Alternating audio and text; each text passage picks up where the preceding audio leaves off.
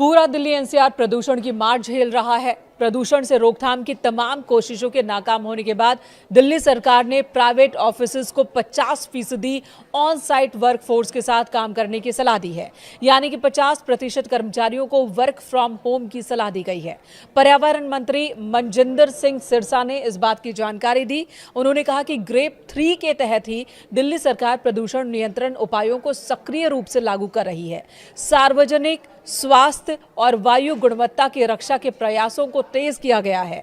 MCD office सुबह 8:30 बजे से शाम 5 बजे तक कार्य करेंगे, जबकि दिल्ली सरकार के कार्यालय सुबह 10 बजे से शाम 6:30 बजे तक खुलेंगे। आपको बता दें, दिल्ली एनसीआर में अगले 10 दिन के लिए AQI की वार्निंग जारी की गई है।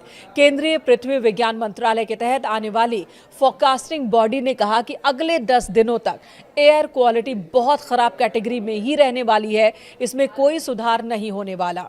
जिसके बाद डिसीजन सपोर्ट सिस्टम यानी कि DSS के मुताबिक दिल्ली के PM 2.5 लेवल में अलग अलग पॉल्यूशन सोर्स की जानकारी मिली है।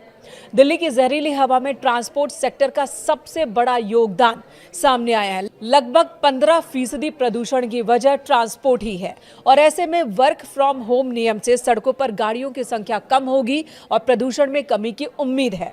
फिलहाल दिल्ली में ग्रेप 3 लागू है। दिल्ली सरकार ने प्रदूषण पर रोक लगाने के लिए 11 नवंबर को लागू किया था ग्रेप 3, लेकिन इससे कोई फायदा नहीं हुआ।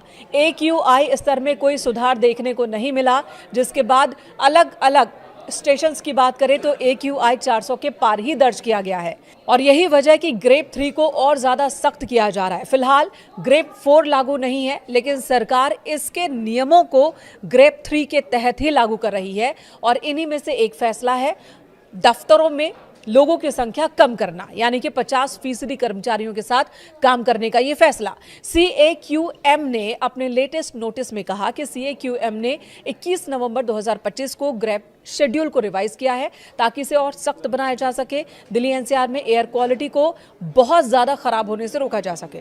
सुप्रीम कोर्ट के प्रपोजल को मंजूरी देने के बाद यह फैसला लागू किया गया है और इसके तहत गैर जरूरी निर्माण कार्यों पर रोक लगाई गई है। खुदाई और BS4 वाहनों पर पहले से ही प्रतिबंध है। नियमों को और सख्त किया जा रहा है। ऑफिसेज को भी ये कहा गया कि चाहे वो प्राइवेट हो या सरकारी दफ्तर, वहां 50% वर्कफोर्स के साथ ही काम करें।